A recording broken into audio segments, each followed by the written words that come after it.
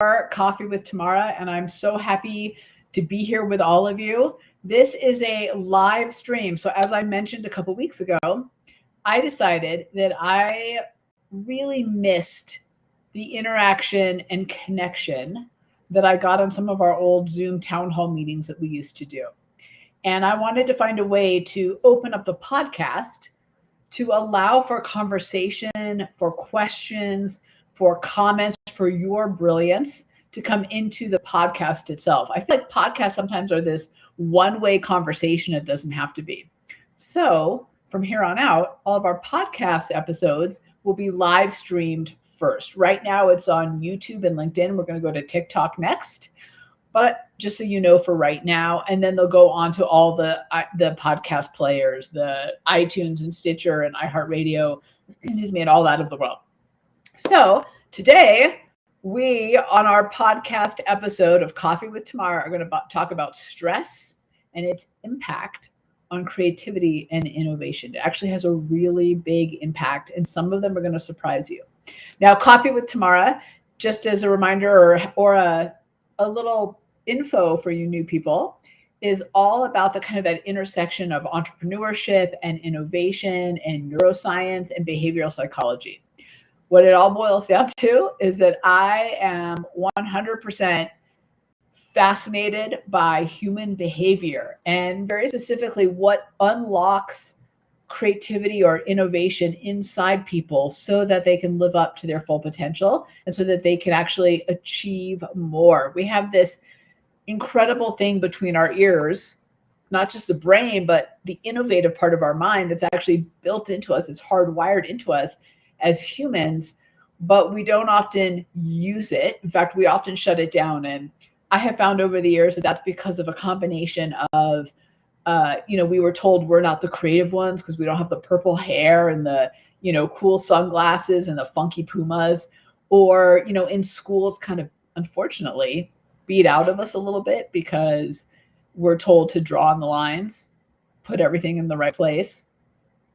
Sometimes in work, because, to be innovative, you have to take risks, and risks can be scary, and they can mean success and failure. And it brings up a lot of fear and anxiety in people. So oftentimes I see that creativity, that innovation really tampered down inside work as well. So there's a lot of reasons. Or it could just be that, we're insecure, fear, our primal brain drives us. So we're playing in that place of trying to stay comfortable and trying to stay safe.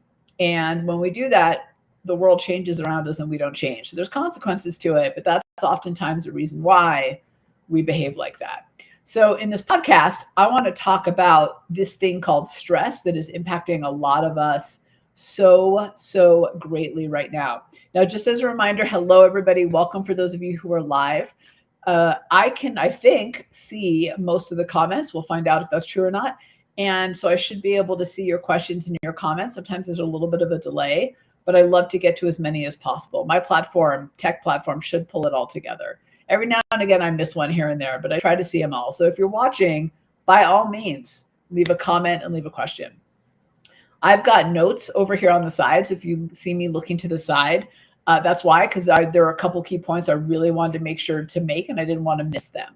So I've got my notes out and I am ready. Okay, let's talk about stress. So here's why today in particular, I wanted to do a podcast episode completely dedicated to the impacts of stress on creativity and innovation. What I'm seeing out in the world is a lot of really stressed out people, more so than ever before. We have spent almost 4 years being resilient and adapting to change and disruption that was forced onto us.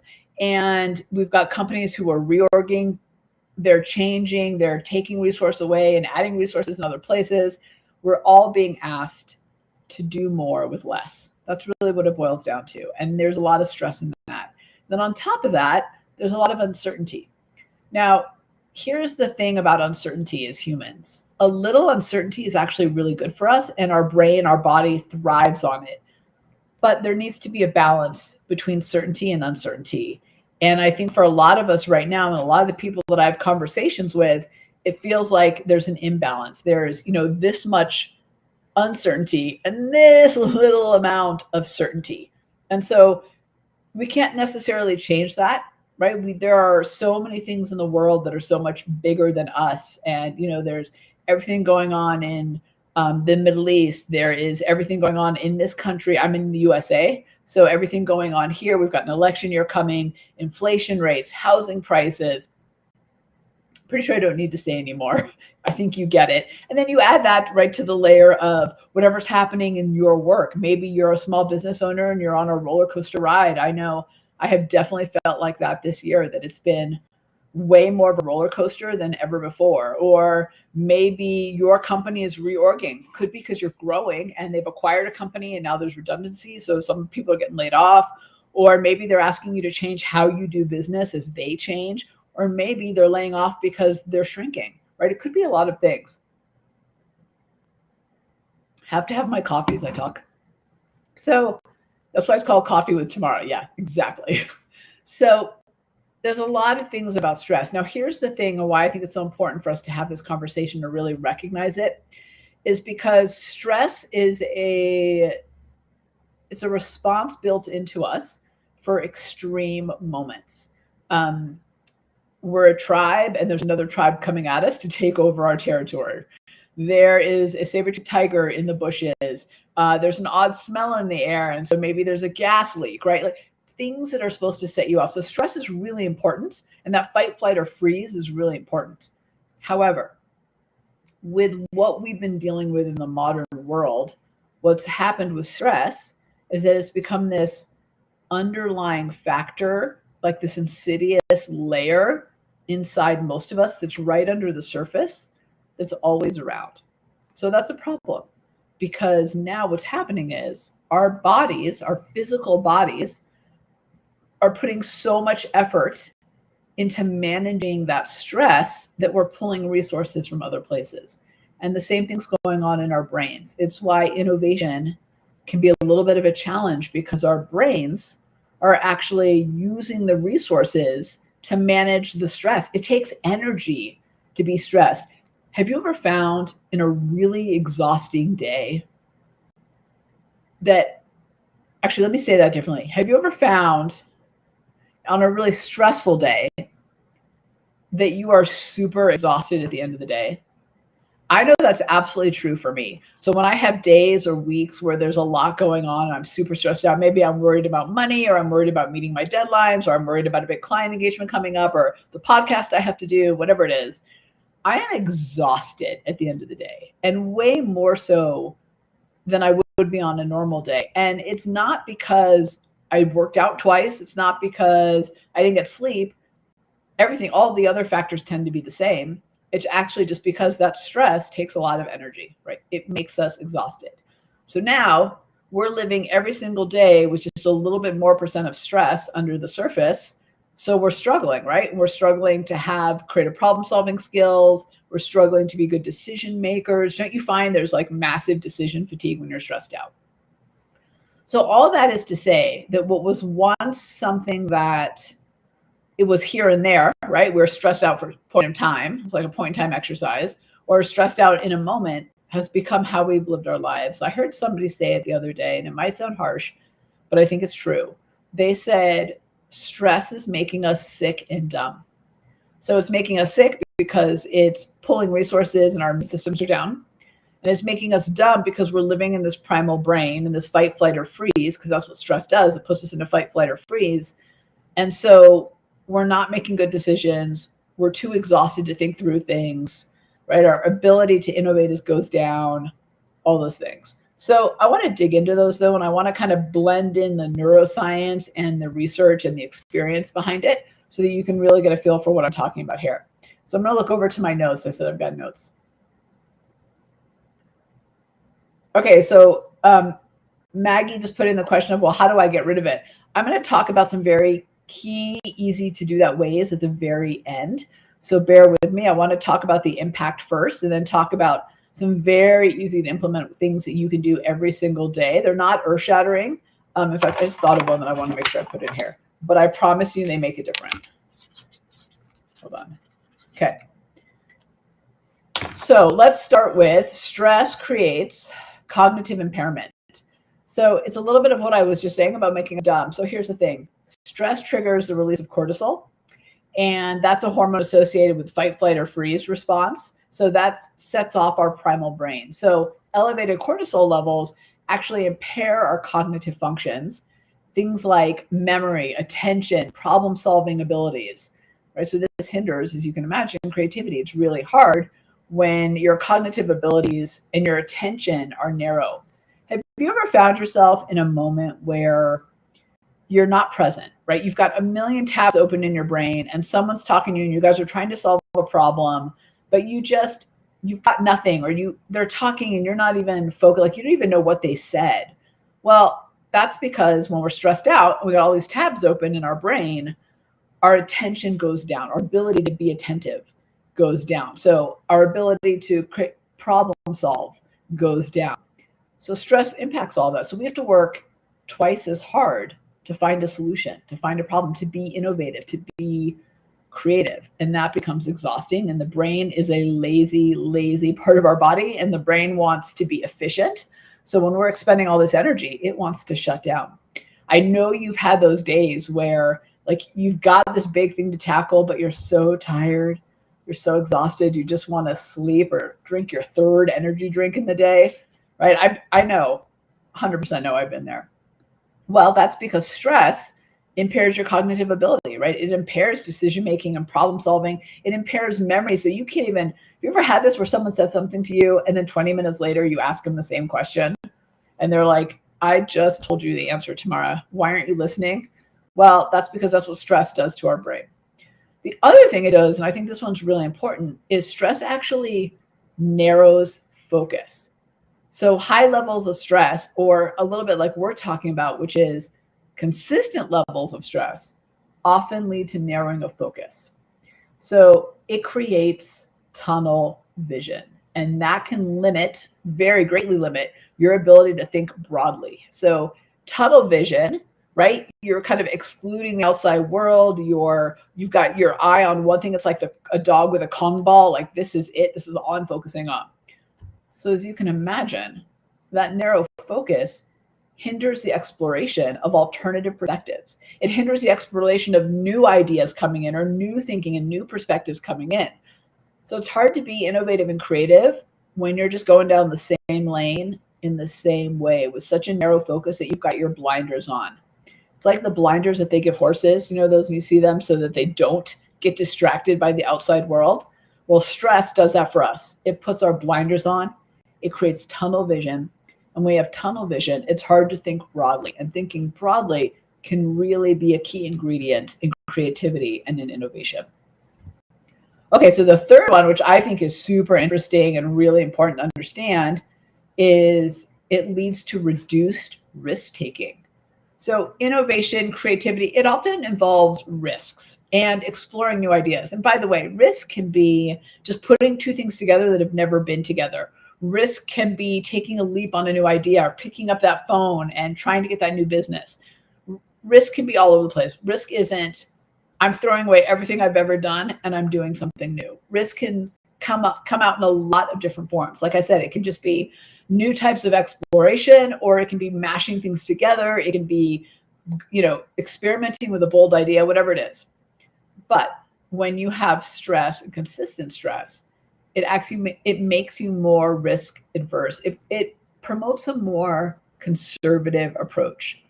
So individuals under stress are less likely to experiment with unconventional or novel concepts. So it stifles the creative process because you're not willing to look at the new, the different, the unconventional.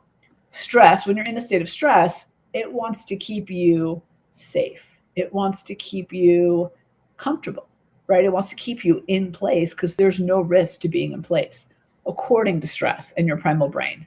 Now, what you and I know is that staying in place is probably the riskiest thing you can do, because the world is still moving and changing and you're staying in place, which makes the gap between you and your goals or your work or what you want to achieve actually bigger. Now you're in catch-up mode. So you and I know intellectually that staying in place is the worst and most risky thing you could possibly do. But when we're stressed out, our brain goes, our brain goes, stay in place, do what you've always done. The brain and stress, when you're in that primal brain, it wants to keep you in place. So you might find if you looked at your life or maybe the last month, maybe you'll find you've been more risk adverse on a daily basis. And even if it's just little things like trying a new restaurant, like it's amazing what we find we become risk adverse to when we're stressed out.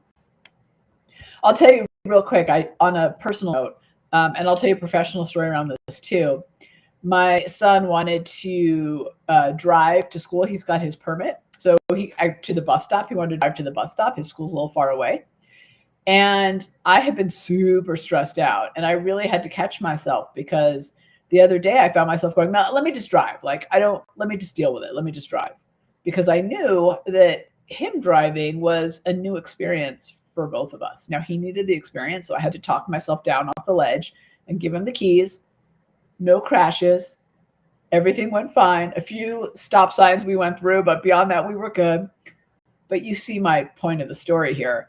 It was the stress dictating my response. On any other day where the stress is minimal, I would have been like, yeah, let's do this, buddy.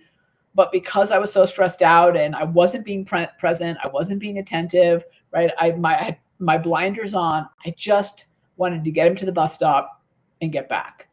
But I knew that wasn't the thing to do, right? So I had to kind of calm myself down and talk myself into letting him go, letting him drive. And it was awesome. It was great. So as great as it can be when you have a permit. So stress makes you unwilling to take risks. You just want to do what's safe, what's comfortable, what you know. I see this with my clients. I was presenting to a client that I have that I absolutely adore, new product ideas for their market. These ideas are going to crush it for them. But some of them require perhaps a new placement in the store or a new twist to their marketing or a new distribution channel. So there's some risk in that. So my client, they've been very stressed out lately. They are under a lot of pressure at work. They are under pressure at home. The world's going crazy and they can't get off the news, right? So I knew this was going to be a hard conversation for them because they were so stressed out. So I did some things in the beginning of the meeting. But before I get there, what I just want to say is their initial response to the ideas was no, because the stress was dictating their decision making. It was dictating their problem solving. It was dictating their focus. So they were really struggling with the new and the different of it, not because the ideas weren't brilliant. And we came all the way around to the place where we needed to be. And they're going to launch a couple of the ideas. I'm really excited about it. But because the stress was dictating it. How many of us have been in a meeting where the person on the other end of the table says no to what our proposal, whether that's a new product, a new initiative, something you want to work on, a promotion, even though they know it's the right thing to do, but the response is like, it's a fight, flight, or freeze response. Okay. It's not an everyday innovator response. So that's what happens, right? We become very risk adverse, very hard to make decisions. Okay. So the other way that stress really impacts creativity and innovation is communication and collaboration. It becomes very impaired. So stress negatively impacts communication and collaboration, especially within a team. Effective innovation, I think, often relies on the exchange, or most definitely relies on the exchange of diverse ideas and constructive collaboration, right? You got to have constructive debate. You got to have discussion. You got to have diverse perspectives. And all of that comes together to create strong communication and hence strong ideas. But when there's high stress, communication tends to break down. Team members may become less receptive to each other. In fact, they do become less receptive to each other. And that hinders input. We've all been there. We've been in the brainstorm session where somebody just cannot get on board with it and they poo-poo every single idea and they have a million reasons why things won't work. Or right, you're in a conversation with someone and their response to whatever it is you're saying is super emotional and not at all appropriate for the moment, right? It's like they get all defensive for no reason. Well, that's because when we're stressed out, our ability to communicate and collaborate goes down. we're often being driven by our primal brain in those moments. So we're arguing, we're debating, we're taking things personally, we're getting negative, we're saying no because we don't want to take risk. So communication and collaboration drop substantially. So that's a problem, right? Obviously with teams. It's a problem personally. You don't want to be that person getting all emotional about an idea because you're in fight, flight, or freeze. But also it's a problem for a team when you've got things you've got to do, you've got goals you've got to achieve, and you're stuck with impaired communication and collaboration. And that's things start to break down. And then that starts to erode respect. It starts to erode trust. So that's a problem, clearly. All right, decreased motivation and engagement. Obviously, prolonged stress leads to massive burnout and disengagement. Innovation and creativity require high levels of engagement, right? You got to be present, you got to be on it, you've got to be energized enough to want to pursue new ways of doing things. So you've got to have a lot of passion for exploring new possibilities.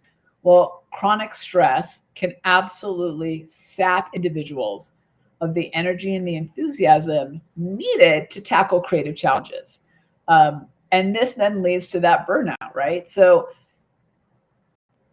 I think a lot of us have been through a lot of change in the last couple of years, and it takes a lot of motivation to keep moving forward. I know so many people who had to change their vision of their life and who they were and how they wanted to be and how their business was structured and how they did their work. And you've got to be willing to make those changes. You've got to be willing to see new possibilities. And so when the motivation and the burnout is high and that is all low, right? It makes it really hard to innovate when you're burnt out. We've all been there. And we've all had that person, haven't we, that we've worked with or in our lives. It's like they're just too jaded and exhausted to play along. And they suck the energy out of you. And you might be that person, or you might be on the other end of that person. But either way, it's no fun. So huge burnout, motivation, engagement problems when we're dealing with chronic stress like we are now. Now, hold on, I got some questions coming in, so let me read these real quick. How do I know? Hold on, let me read that. How do I know if our lack of ability to innovate is because of communication, collaboration? I don't say the comma, sorry. Collaboration or unwilling to take risks.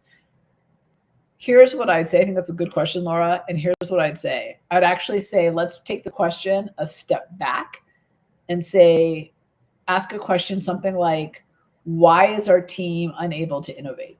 Period. Why is our team lacking in innovation culture? Why is our team becoming dysfunctional?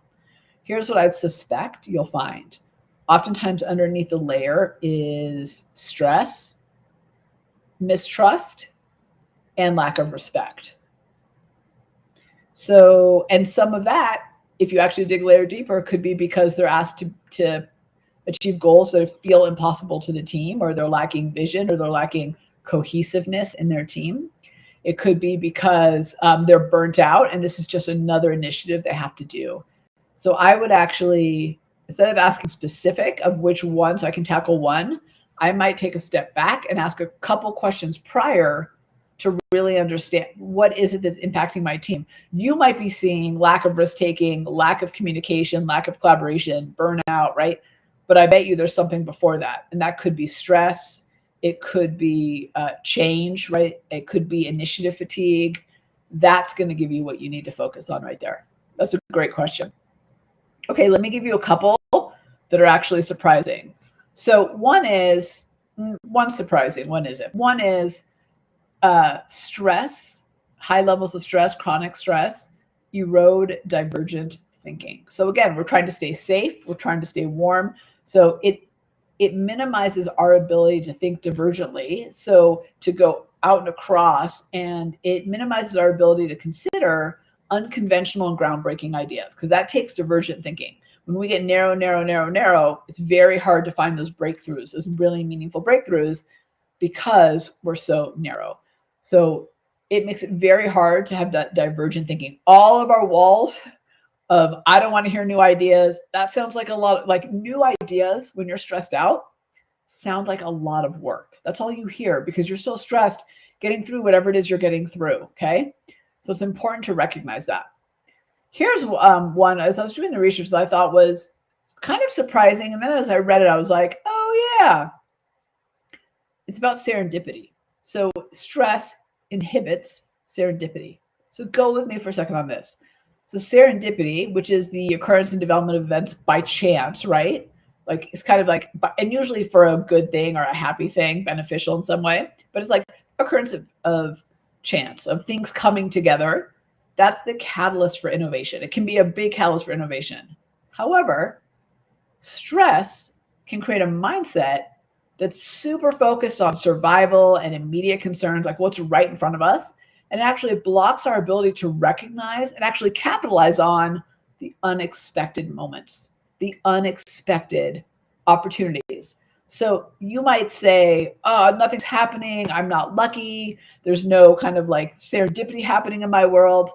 But chances are you're just so stressed out that you're actually not seeing it, that you're actually just missing it. And it's all around you, but you're missing it. And you know, sometimes I feel like these podcasts are also a little bit of self-care or like my own personal coaching, looking at myself on the studio camera.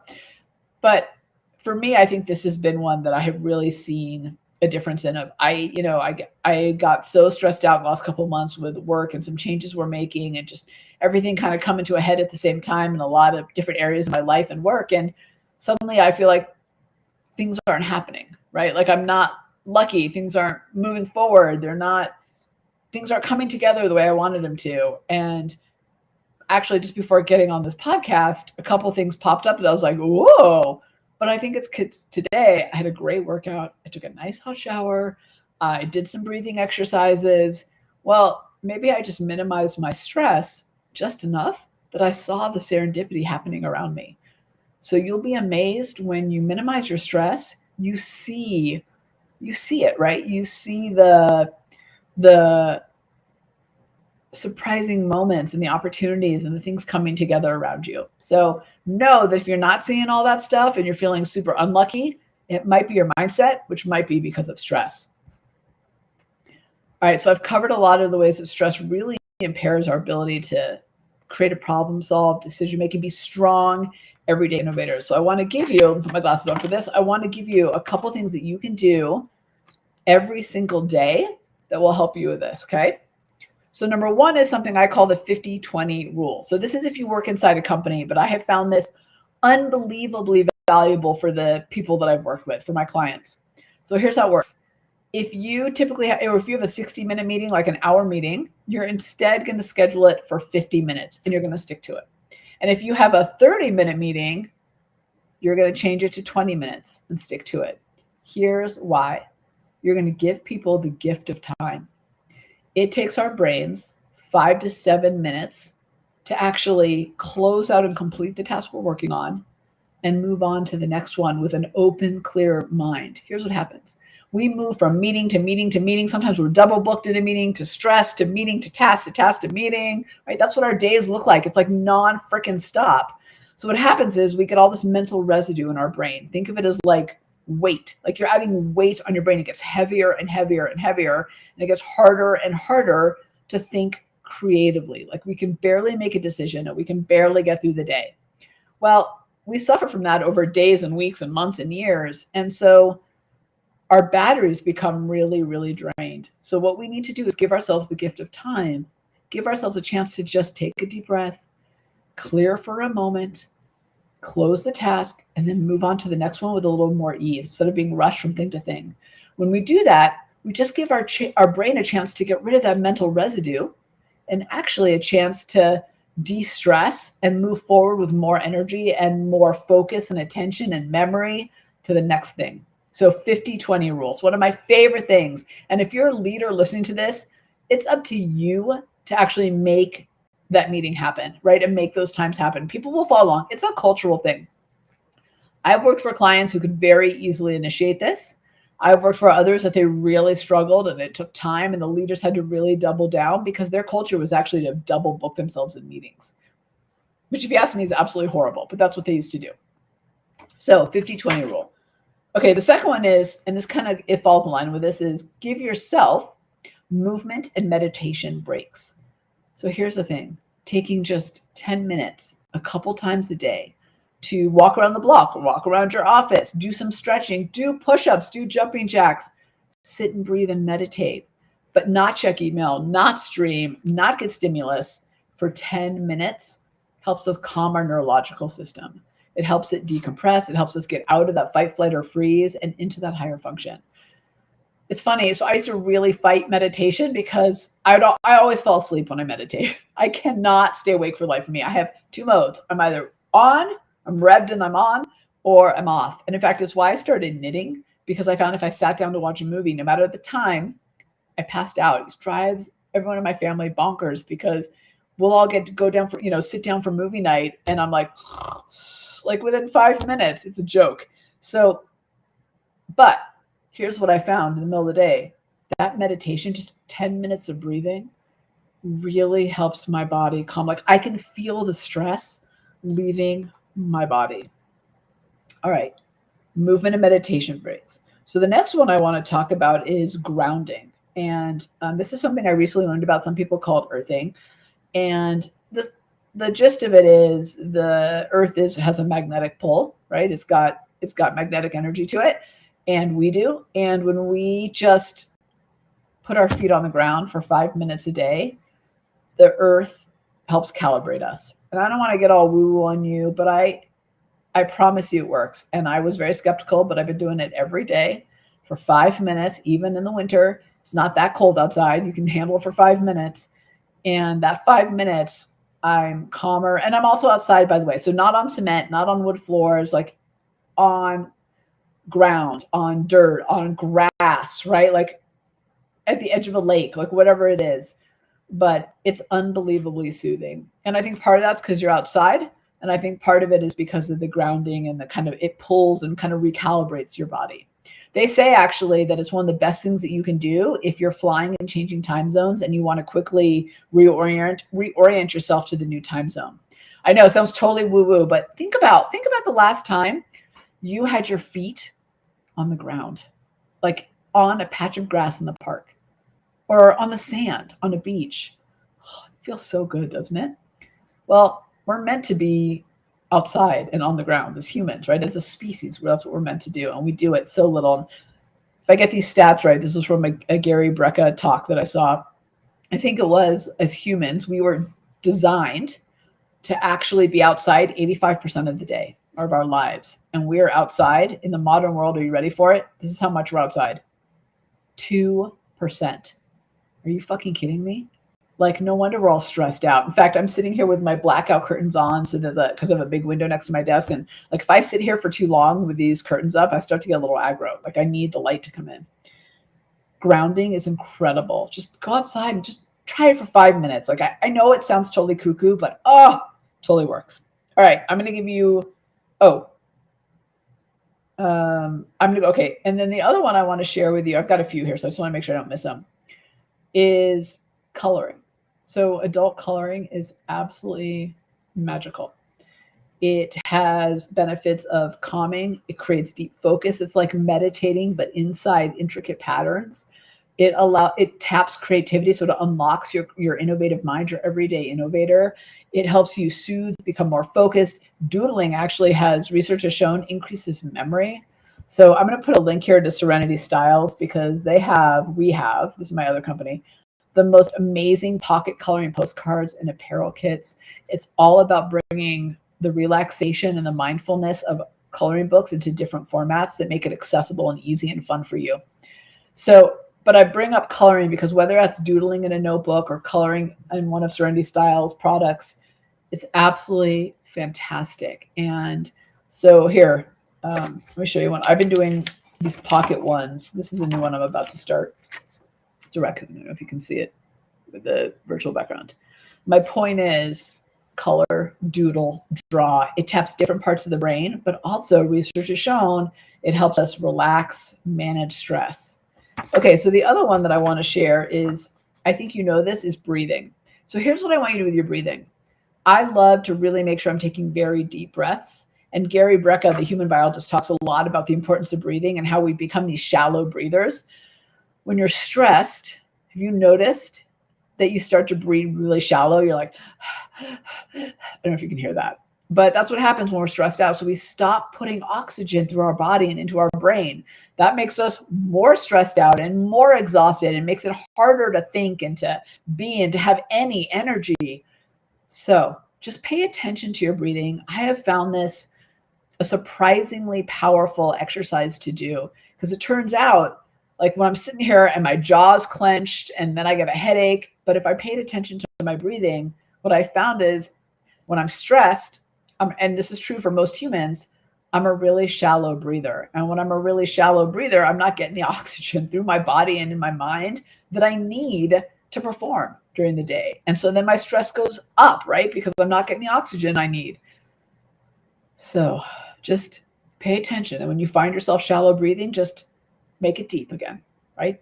Make it deep again. We all know how to breathe. We're not going to stop breathing, but how we breathe actually matters more than scientists used to think. It really matters. And when you're stressed out, your breathing becomes shallow. So pay attention to your breathing.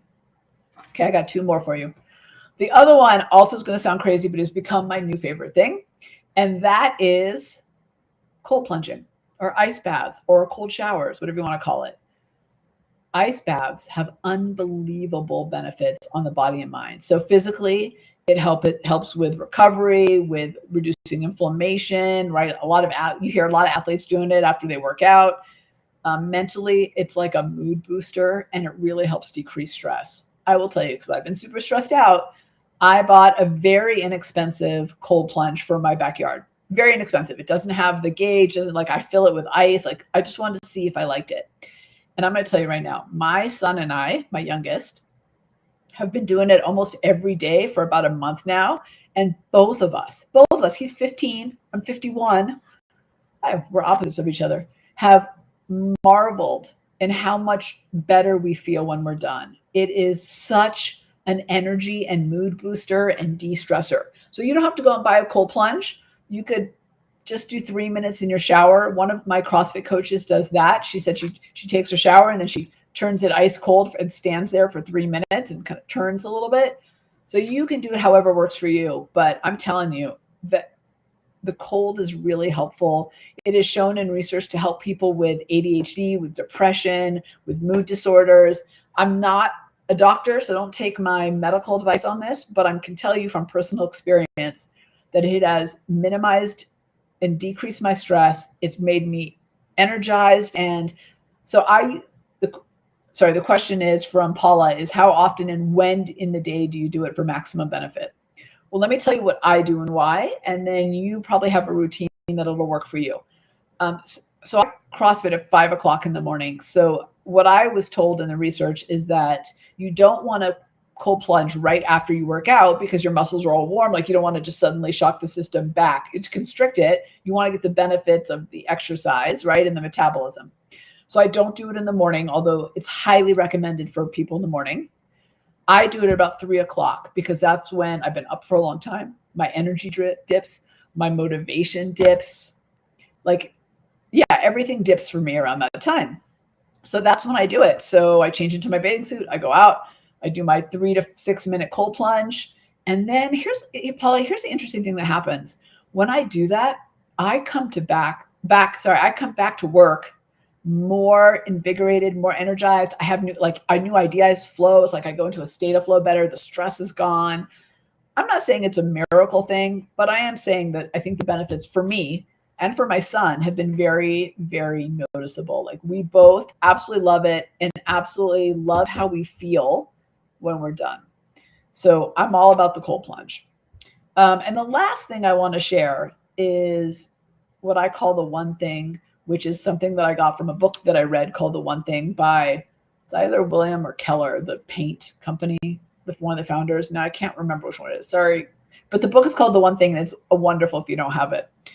And what he talks about in the book is the way he grew his business and managed his life was the one thing, which is like, what's the one thing that I can do today that will make all other things irrelevant or easier? I think that's the question.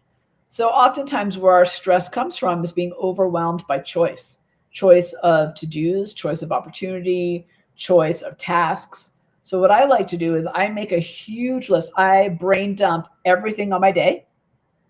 And then I look at it and I pull out the top three that I say, if I do these three things, other things become irrelevant or easier, or they're going to make the most impact.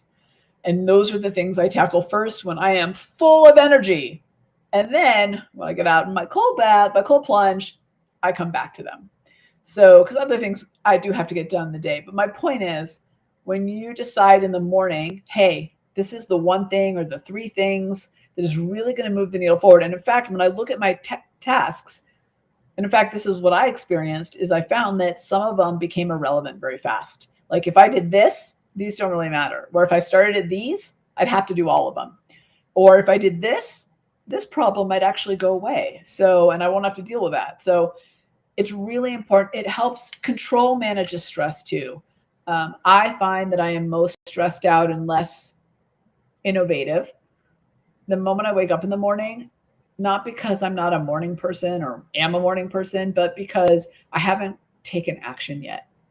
And when I take action, I feel less stressed because I feel more in control and I feel more able to tackle whatever it is that's making me stressed out. I feel, and that leads to a sense of confidence. So control equals confidence. So action equals control, which equals confidence. That's how I think about it. And so for me, figuring out that one thing in the morning, and I know I said three, I tend to have three things, but it could be one. But figuring that out and getting to it in the morning fills me with energy and it minimizes my stress.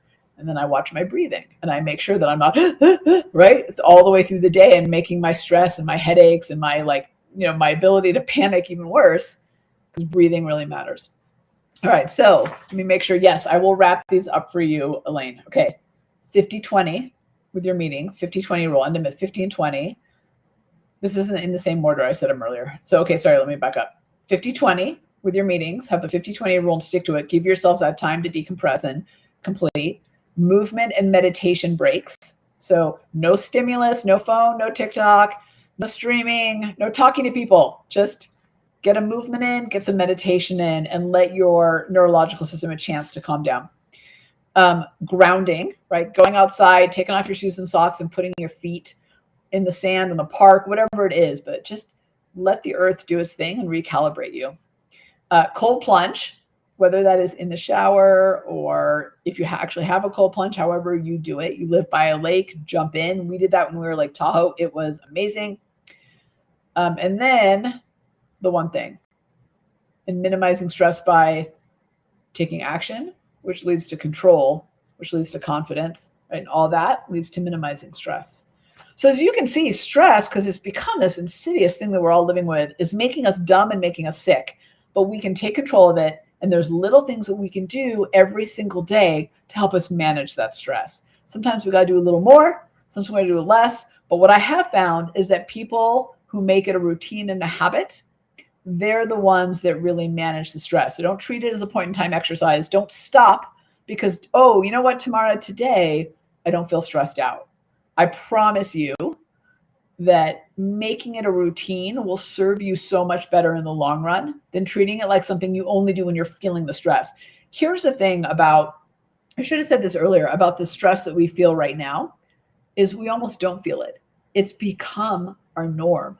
It's become how we live. So we don't even realize how freaking stressed out we are because it is life. It is the way we are and our being, and everyone around us is like that too. So yeah, that's not okay. And just because it's every day doesn't make it good. It doesn't make it okay. And so I would encourage you not to think of this as something that you only do when you feel the stress. I would do it every day so that you don't get to that point, or hopefully don't get to that point. All right, everybody. Thanks for joining. Thanks for the questions.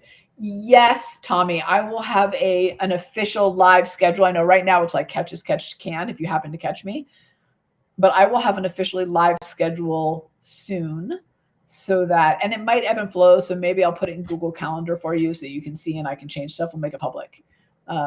Yeah, that would be helpful. I agree with you, Tommy. I just haven't had the chance to do that. So I got to get my act together and get that. So for 2024, we'll absolutely have that. Okay. Tamara out.